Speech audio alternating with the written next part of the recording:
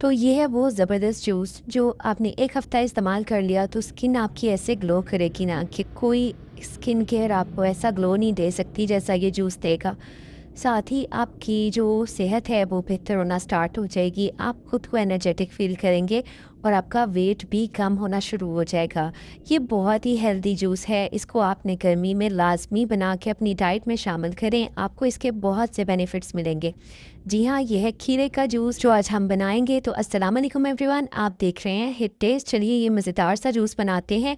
इसके लिए आपने खीरे ले लेने हैं और मैंने ये देसी खीरे लिए हैं। आप कोशिश करें अगर आपको देसी खीरे मिल जाएँ तो ज़्यादा अच्छा है, वरना आप दूसरे भी ले सकते हैं।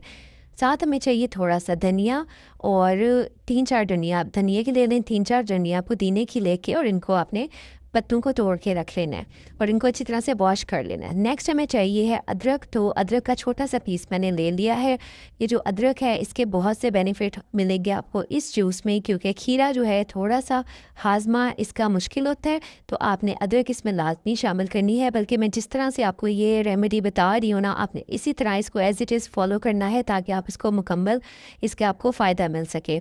तो अदरक को हम छोटे छोटे टुकड़ों में कट कर लेते हैं ताकि हमने जब इसका जूस बनाना है ना तो हमारे जो ब्लेंडर जग है उसके ब्लेड्स पे ज़्यादा ज़ोर ना पड़े।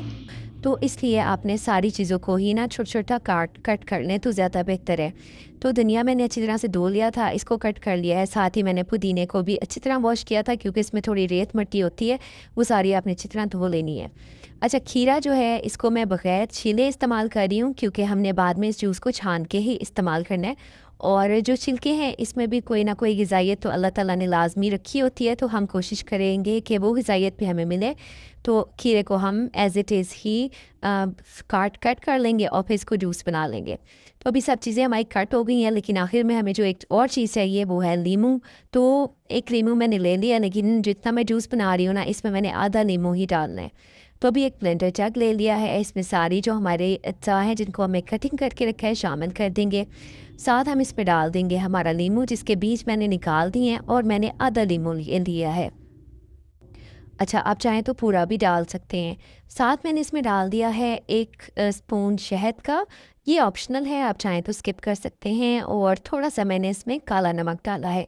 अच्छा, आपको अगर इसका फ्लेवर बेहतर करना है तो आप इसमें चीनी भी शामिल कर सकते हैं, और आप नहीं करना चाहते तो आप बगैर चीनी, शहद कुछ ना शामिल करें, सिर्फ थोड़ा-सा नमक डाल दें काला, क्योंकि ये भी जो है वो हाज़मे के लिए अच्छा होता है। तो इसको आप ऐसे बना के ब्लेंड करें और फिर आपने एक छन्नी की मदद से ना इसको छान लेना है ताकि हमें बिल्कुल प्लेन जूस मिल जाए और जो थोड़े बहुत सॉलिड पार्टिकल्स हैं ये निकल जाएँ।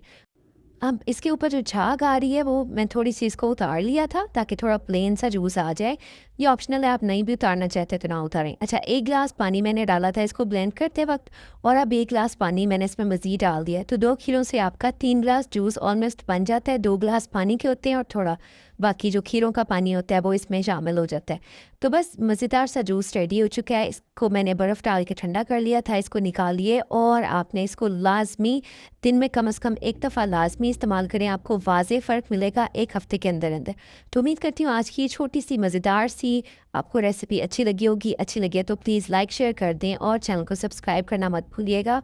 लाज़मी ट्राई कीजिएगा। फिर मिलेंगे। अल्लाह हाफ़िज़। Stay blessed, stay healthy.